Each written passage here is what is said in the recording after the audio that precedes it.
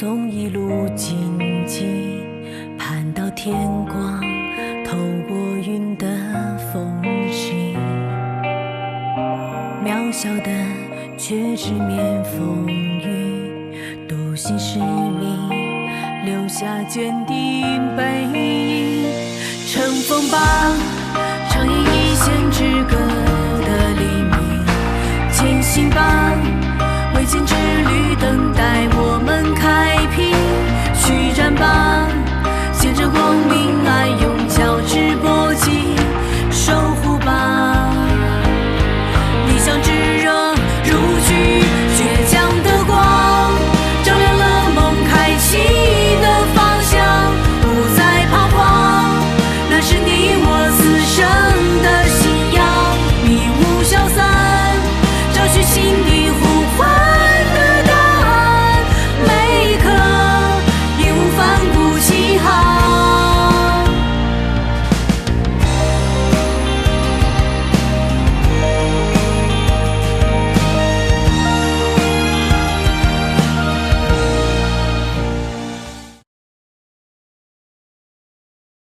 姐，这一大清早发什么呆啊？昨晚没睡好啊？对，没睡好。你刚说什么？我说咱们第4检察部现在群龙无首，缺人手。哎，你说上头会给咱们派谁过来当主任啊？不管派谁过来，你做好自己手头上的工作就行了。今天一定要把赵继凯那个笔录做成笔记给我啊。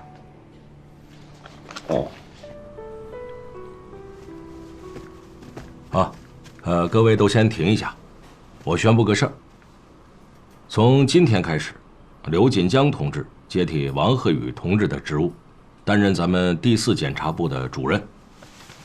从现在开始呢，刘主任就是你们的直属领导，咱们大家欢迎一下啊！欢迎刘主任。刘主任，感谢啊，感谢郭检和岳领导对我的信任，也感谢各位同志一直以来对我的支持。我很荣幸能够担任第4检察部的主任。我也知道，尤其是最近1年，我们第4检察部啊，碰到了前所未有的困难的网络犯罪大案，牵扯众多，案情复杂。但是，其他的案子，我们第4检察部也不能落下。我已经跟郭检立了军令状了，在保证723专案不受影响的前提下，我们把其他的案子都要圆满的查清楚，克服困难。啊，还有一位同志啊，跟我一样也立了军令状。这位同志你们很熟，李佳。哎，雨佳，哎呀，你这学习回来都没跟我们说一声啊！这不是又有新案子了吗？我心里存不住事儿啊。我今天刚赶回来的，我进修学习这段时间，日常工作交给你们，辛苦啦。我听说最近大家在忙着办大案呢，忙得脚都不沾地儿了。现在好了，我回来了，可以帮着大家分担一些，让你们喘喘气儿。太好了！哎，这李佳同志说的非常好。现在这个723专案正在关键期，啊，安妮、韩璇，你们几个专案组同志，这时候绝不能松劲儿啊，一定要一鼓作气，打赢这场战役。最关键也是最后一仗。是。刘主任，正好。今天转到咱们院一个网络诈骗案，这是你来到第4检察部第1个案子，也希望你能来个开门红。郭检，你放心吧，我保证完成任务。你先别保证那么早，这个案子还是有点特殊性的，因为所有的嫌疑人都是女性，而且全都是宝妈。宝妈？所以说嘛，哎，正好啊，李家在节骨眼上从北京赶回来了，所以说是来得早不如来得巧。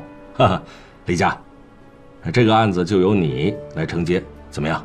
好。来，进来。主任，这是一些受害人的材料。这些卷宗啊，我已经看过了。现在的情况是这样的，当下的社会啊，有很多的全职妈妈在家带孩子，没有工作。他们很想接一些能够在家里干的活儿，赚点钱贴补家用。这种心理呢，就被犯罪分子给利用了。犯罪分子在网上发布虚假宣传，说接一些手工活可以高薪日结，然后先交押金。但是他们会想尽办法，让他们没有办法完成手工活，押金就不退了。就这一招，在全国骗了18000名宝妈，不到1年就赚了1500万。数额不小啊！首犯呢，都够判10年以上了。我没太明白，不是说受害人都是宝妈吗？怎么犯罪嫌疑人是宝妈呢？这个就是我们案子的特殊之处。犯罪团伙40人以上，基本上都是宝妈，有的是2孩的妈妈。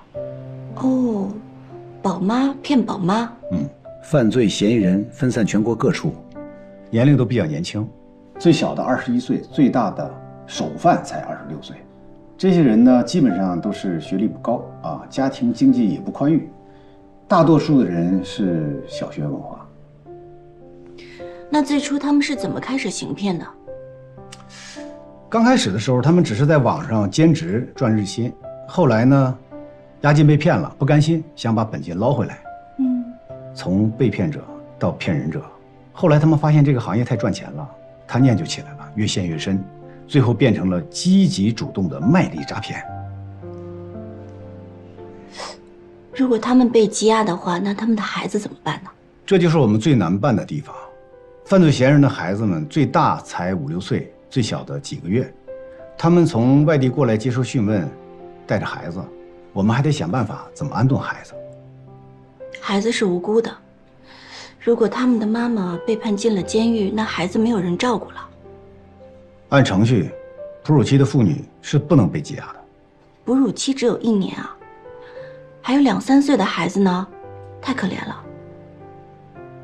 经过研究，我们决定让最轻的宝妈先取保候审。在依法打击罪犯的同时，我们还得为孩子着想，这确实有点难度。我们最高检的精神是，检查的温度要体现在办案过程的每一个环节当中。具体怎么体现呢？这个就要靠我们检察官的智慧了。我会好好想一想的。这样，我先去见一见那些宝妈，先了解一下情况。好，辛苦了。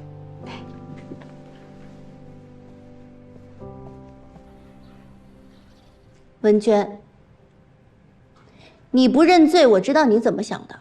反正罪情严重，认罪不认罪，刑期也短不了。索性你就破罐子破摔了，是吧？我根本没有犯罪，就算到了法庭上，我也这么说。你们国家司法人员不能为了破案率乱给人扣帽子，随便定罪吗？你说你没有犯罪，那1500万的诈骗款哪儿来的？全国各地受害者被骗的押金款，都到了你和你同伙的腰包里。你别以为微信多账户转账，我们是查不到的。检察院已经掌握了清新的流水账目，证据面前你还在狡辩吗？我们提供兼职工作，介绍工作还得做就业培训，这些都是有运营成本的，收取押金作为服务费，也是合情合理嘛。而且网上发布的手工活任务没有问题，只是完成难度高，大多数宝妈她胜任不了，这是他们高估了自己的能力，也怨不得我们啊。再说了，这个押金不退是事先讲好的，这愿打愿挨的事情，怎么就成了诈骗嘛？那我问你，手工活成品，你们销售给哪儿？收购的上游公司又是哪家？他们收购的数额是多少啊？收购标准是什么？这些你一样你都答不上来，还说不是诈骗？我们已经提取到了你指使你的手下行骗以及分赃的网上聊天记录，以及你的副手把大量的钱款分给各级骨干、银行转账记录，这些关键的证据都可以形成完整的证据链啊！如果你不认罪，你将丧失法定从轻情节。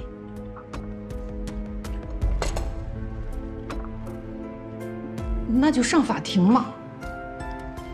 如果你想赌一把的话，可是要付出代价的啊。根据你们和被害人的聊天记录里，有上游公司的出场，伪造的哦，是你丈夫魏树杰的手机账户小号改的。这个情况你是不是应该坦白的交代一下？是我偷他的手机干的，跟他没有关系，你们不要抓他呀。今天聊到这儿。检察官，你们不要抓他呀！姐，找我什么事啊？啊，以后佳姐如果有一些网络技术上的活儿，你多帮一点她。行。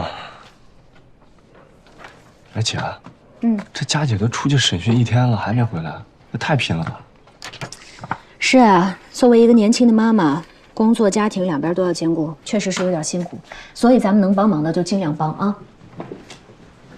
哎，姐，我听说佳姐生孩子的时候特别的传奇，听说那个还在院里写那个起诉书呢，然后拉到医院1个小时就生了，真的假的？我说你是不是八卦精转世啊？这种事儿你也打听？你真的假的吗？你跟我说说。哎呀，不是1个小时，是50分钟。那天下午呢，佳姐她刚写完一份20人的起诉书，然后4点45分，她跟一个同事交接完工作，她就觉得有点不太对劲儿，然后就拨打了120去了妇产科。5点35分，小宝宝就出生了。这生死时速啊，这个。她也不想那么紧张啊，但是因为工作实在是太辛苦，所以孩子就早产了。哎呀，这小孩一出生身体就不是特别的好，虽然佳姐嘴上没说，但是作为一个母亲，哪也心里不疼的呢。难怪佳姐对那个宝妈诈骗案这么上心。你这么一说，我还真得帮帮她。还真是看不出来啊，我们寒暄这么有良心的。你是夸我呢，还是损我呢？行了，快去忙吧。行。你女儿有人照顾吗？送到我表姐家去了。那孩子虽然才4岁，但是特别聪明，早熟。我就怕他听见案件的议论。你倒是个称职的爸爸。您快别喊着我了，我到今天这个样子，就是因为我不中用，赚不着钱，我们老婆孩子过不上好日子，才逼他走上了这条路的。我挺对不起小娟的。他挺爱你的，不会怪你的。啊？今天让你来呢，是为了查造假的上游公司的账户。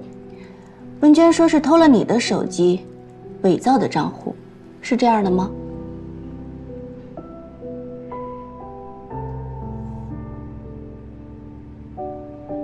不，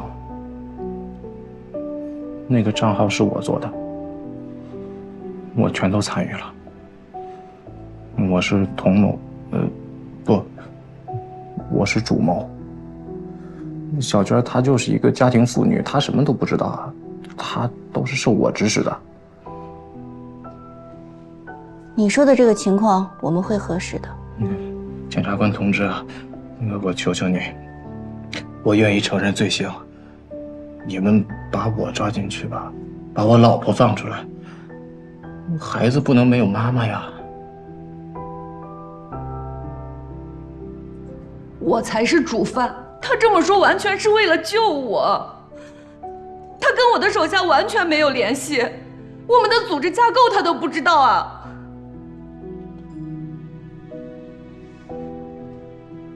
你老公已经供述了团伙组织结构，跟2个副手供述的完全一样，而且财务交代，你跟你老公之间是有联系的。你还多次给他的账户汇款，银行转账记录和聊天记录完全吻合。即便这些钱是转给你的，你老公也并非毫无参与。你看，你撒一个谎要用1000个谎来掩盖。如果你为他好，你就全盘实说，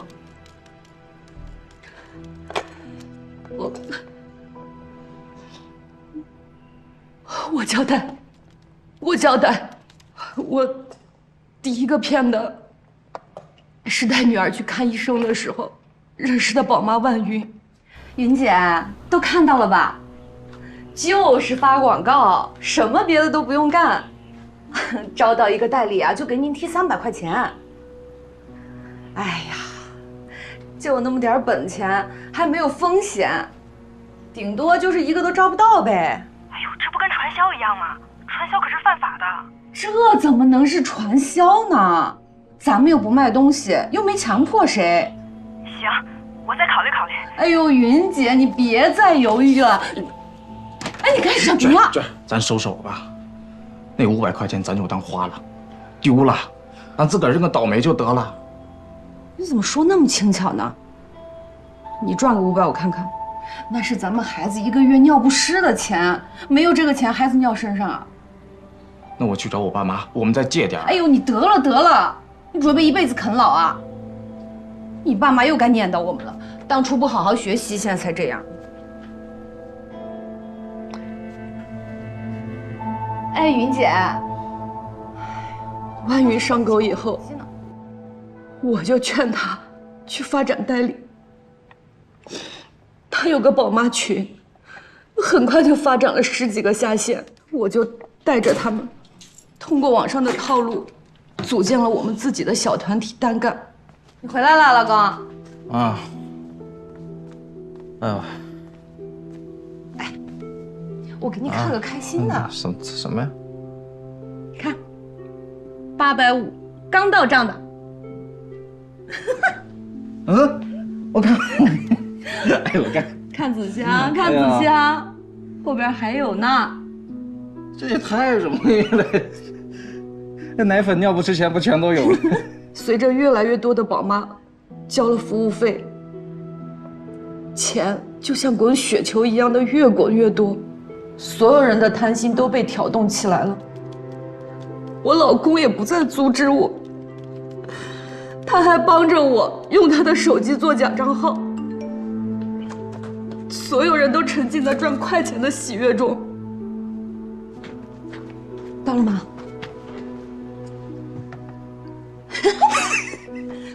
快弄，快弄，快弄！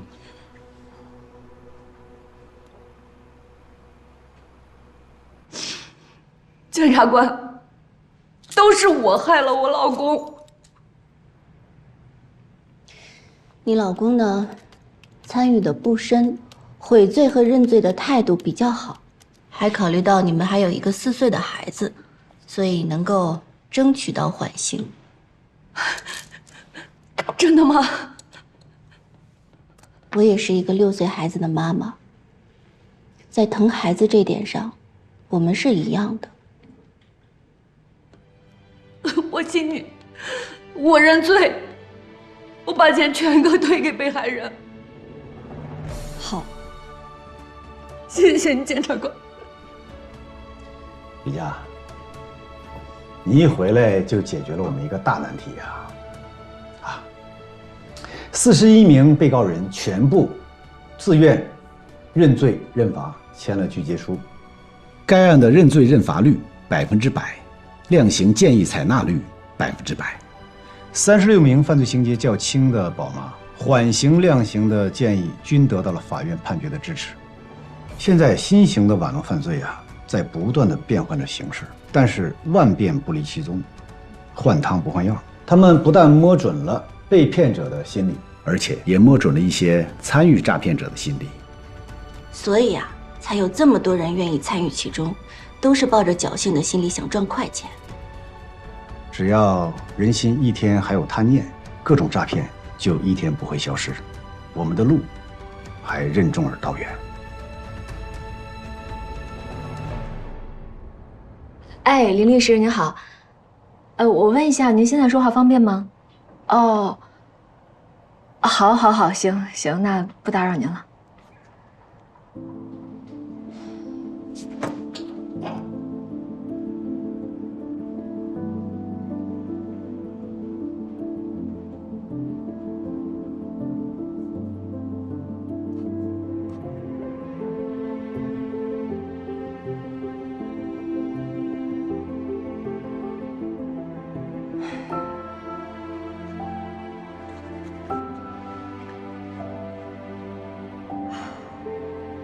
解铃还须系铃人。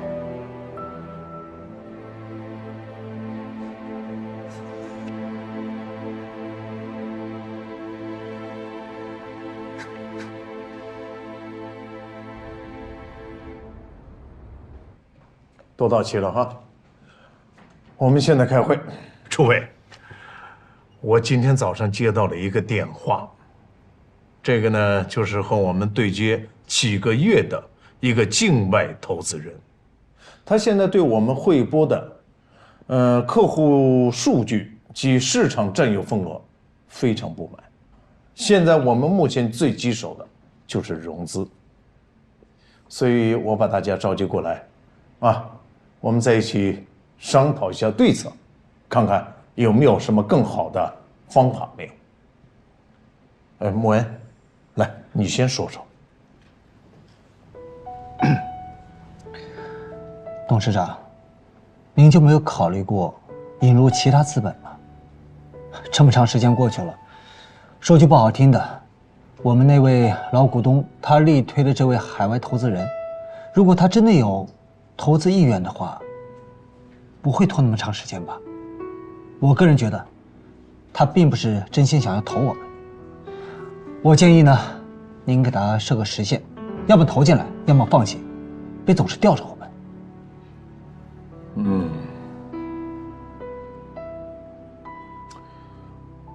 喂，大家呢，都可以说一说甚至包括其他的投资人也可以给公司引荐呢。我在这儿跟你们大家说一下咱们汇泉是一家正规公司，在社会上也是非常有分量，我们也尊重市场规律。这一点来讲，请你们放心，如果这个融资的项目谈成，我会按照融资总额拿出2%作为你们个人的业务提成。董事长，我这儿呢倒是认识一些投资界的朋友，而且他们都有这方面的能力。如果您同意的话，我会分别跟他们去谈，看看他们有没有兴趣。最好别是我们这个圈子里的投资人，因为有他们在，他指手画脚的，这很难伺候。明白。不过我要声明一点若是这笔投资谈成了，提成我不拿。我提议把这笔提成拿出来给大家谋福利哎呀，董事长，你慧眼识珠。肖总，大格局人品、能力都是1等1的。是小莫呀，今后我无论在外开任何会议，你都要跟着我。我需要让他们所有人看一看我们汇泉今后发展的希望，对不对？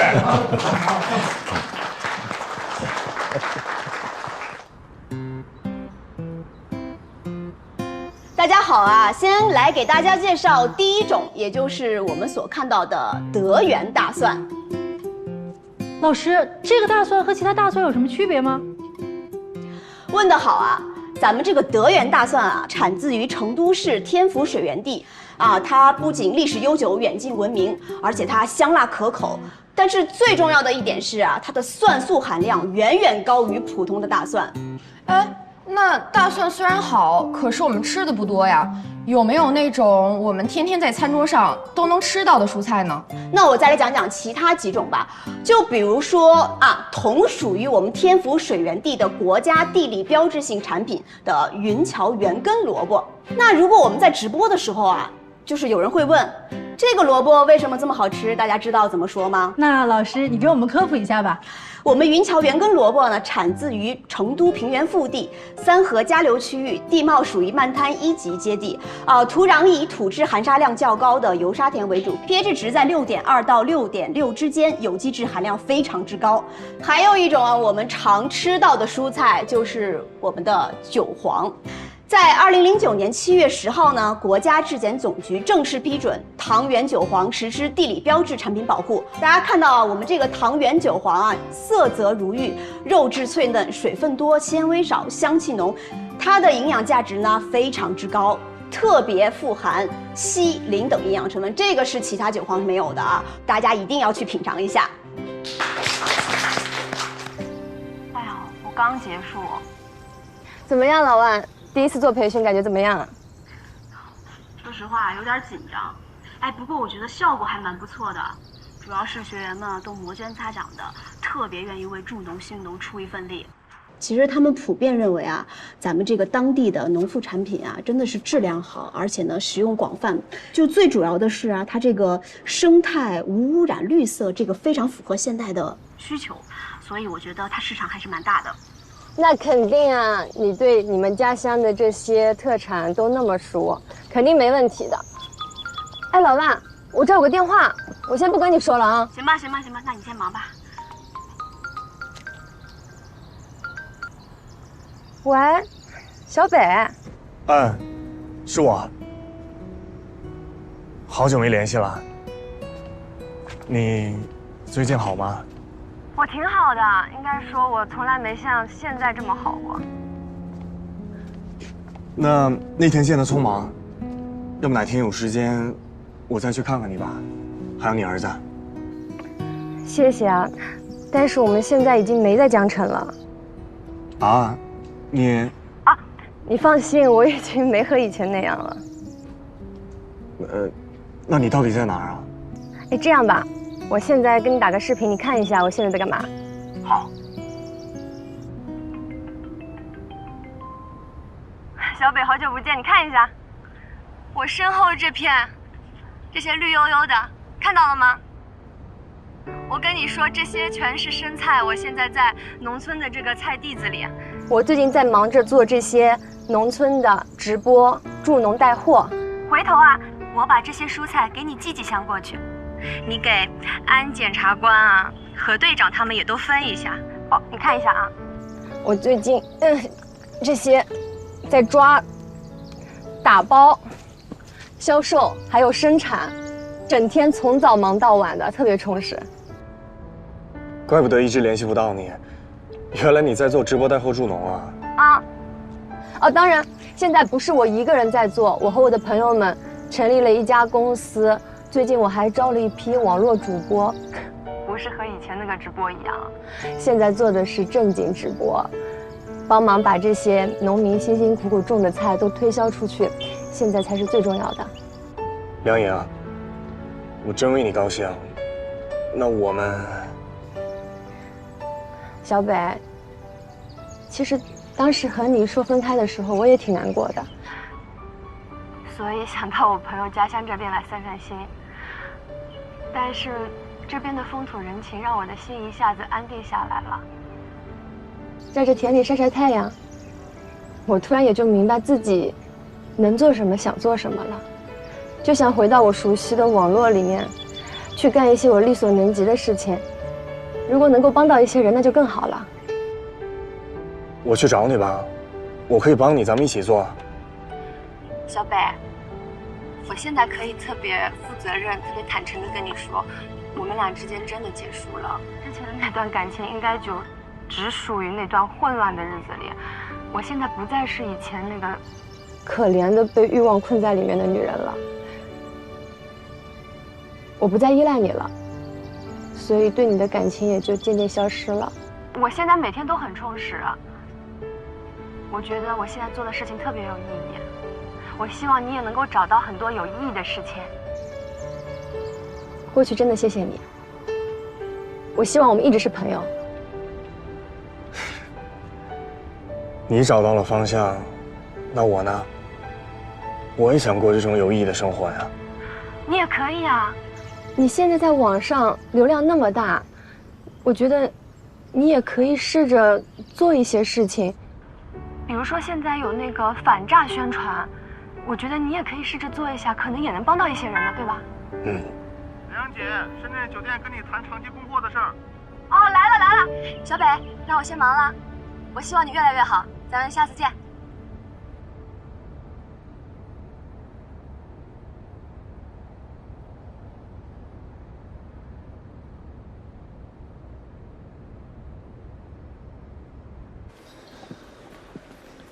永刚，哎，肖总，你真的把毒给戒了？真的戒了。最近工作表现不错，部门内外的人都对你夸赞有加。好样的，肖总，多亏有你。哎，肖总，你听说了吗？最近公司上下都在传，说董事长特别器重你，还有人说有意要培养你当接班人。真好，终于是实至名归。以前那赵继凯总看不上你，现在没有绊脚石了。记住啊，以后这些话在公司里面少说。对，肖总，我还有个事儿想求你。说。我那个奖金能不能先打给我点儿？不是啊，肖总，小娇不是刚生完孩子吗？她身乳还虚着呢，我想给她买点补品，去娘家看看她。自从上次那事儿以后，我也确实是没有脸去那儿。肖总，你也帮我多跟她说几句好话。这些话呢，别让我传，你自己跟她说。哎，老婆，你怎么来了？你从娘家出来了？难不成你让我父母养俩孩子一辈子呀？啊，对对对，那不能，那不能。老婆，我真的已经戒了，我发誓，我以后真的我再也不会碰那个东西。好了，别发誓了。肖总都跟我说了，最近确实改变了。行了，少在公司里面撒狗粮。看来这张银行卡我该物归原主了。这什么意思？这是我的工资卡，我一直放在肖总那儿保管，就是以防我再出现什么问题。老婆，你真的得好好谢谢肖总。另外呢，我在卡里面存了一些钱，是我的一点心意。至于怎么用，随你们。那可不行！行了，别矫情啊！祝你们幸福，好好过日子。谢谢肖总。永刚，不行，到时候你还是把这些还给肖总，咱们可不能这样拿人家钱。先放这儿，我以后一定努力再还给肖总。我欠肖总的实在太多了，欠你的更多。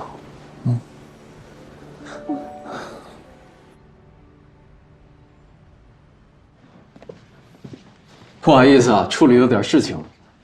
听说你想找我代理。您好，吴律师，李一堂。汇泉的李一堂，赵继凯的女朋友。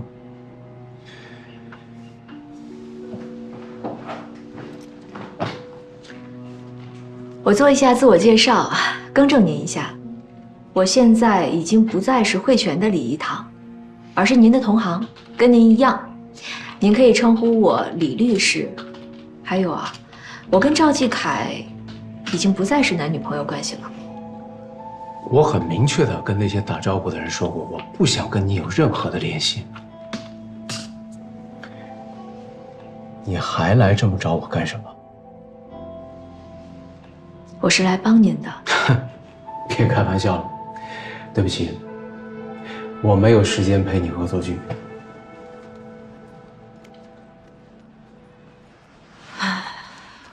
我有一个朋友，他特别在乎钱天心的生死，委托我无论如何要帮他做轻罪辩护。但是我碍于身份的原因，又不能亲自出庭，只能仰仗您了。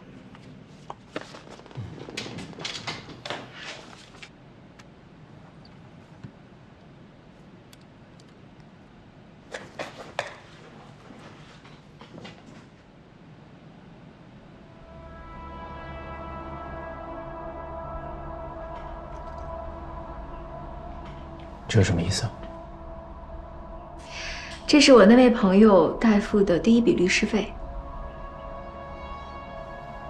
吴律师，你让一个女孩子这么一直伸着手，可不绅士啊。请你收回去。为当事人争取最大的权益是一个律师最基本的职业本分。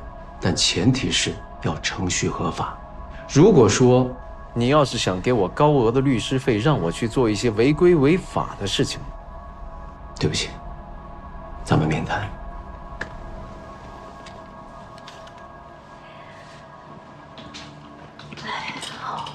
吴律师真的是业界的一股清流啊！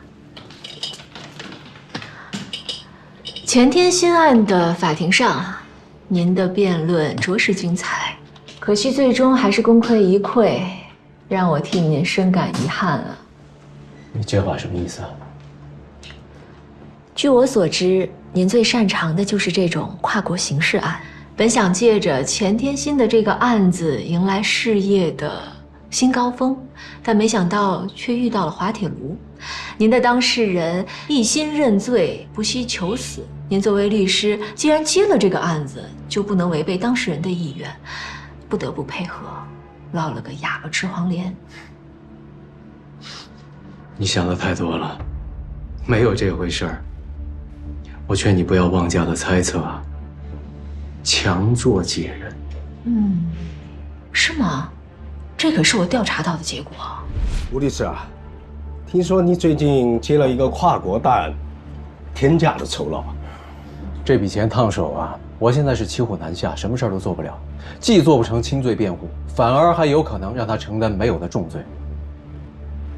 这个事儿要是真如他们的愿望判下来，我也就成了业界的笑柄了。酒后吐真言，吴律师该不会连自己说过什么都不记得了吧？你到底是什么目的？我刚才已经说过了，帮钱天心。我想请您帮我一个忙，保证能对您的当事人钱天心起到减刑作用。哦，什么忙？你说。老 A， 这是我们现在唯一能做的，我们必须全力一搏。你不是我的委托人，我为什么要按照你的思路来操作？钱天心是您的委托人，他为了一个自己在乎的人泰然求死，而那个人却利用他、摆布他，甚至用他的生命去威胁另一个深爱他的男人，达到自己逍遥法外的目的。您忍心眼睁睁看着您的当事人被欺骗、被蒙蔽，去担下那些自己本没有犯过的罪行吗？您甘心自己接下的案子输得不明不白吗？有一点啊，你要搞清楚，我的委托人不是钱天心，是 F 国的她的老公。我必须要尊重雇主的意愿，我绝对不可能随便的去解除这个代理协议的。其实我一直在想一个两全之策，就是在钱天心他承认他这些所犯的罪行的情况下，我从其他的方面去为他寻求突破，为他减罪。虽然说这个希望很渺茫，但是我也不可能去做突破我律师底线的事情吧。吴律师呀，您真是聪明一世，糊涂一时啊！您的雇主那个 F 国的人，不管他背地里怎么想，至少他明面上还是希望您能做轻罪辩护的，所以您并没有违背您雇主的意愿。只要您不把我这件事情告诉您的雇主，既可以帮到您的当事人，又能挽救您的职业名声，何乐而不为呢？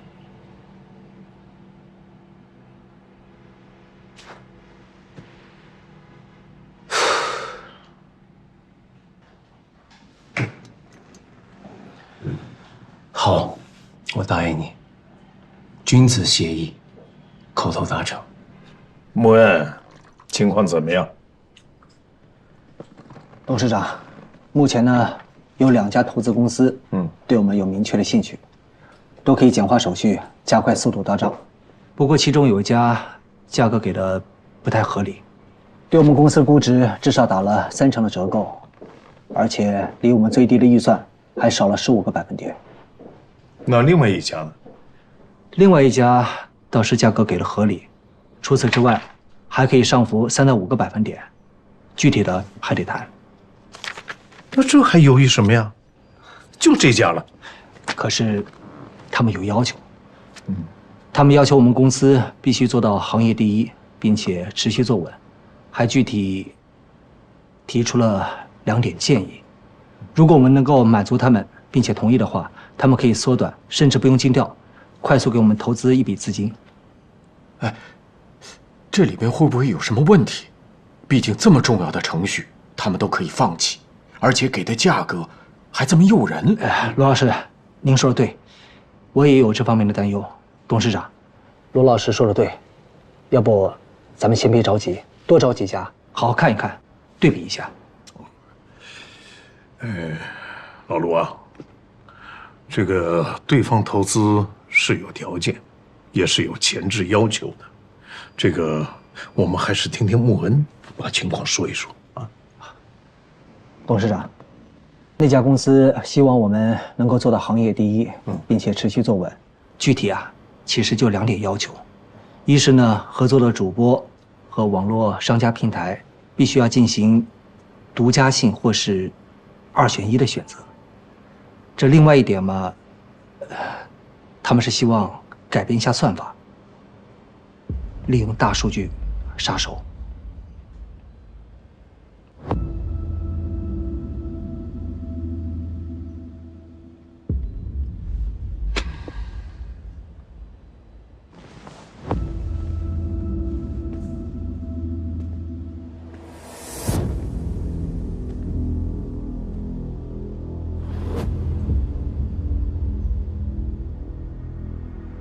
董事长，我也感觉有些冒进，也担心将来会引起一些不必要的麻烦。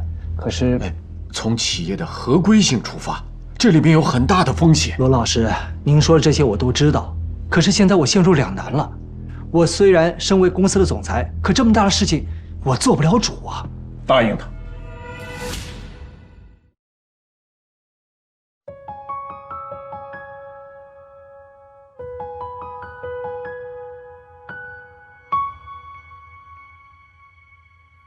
微弱的烛火，闪烁的泪光，孤独的时候，悲伤不用紧张。如果失去方向，最怕去幻想，再远也不过是远方。淡水很失落，落下都冷了，这是一段被人遗忘的时光。曾经握的双手，就算换了形状，只要剩下一个跳动热血的心脏。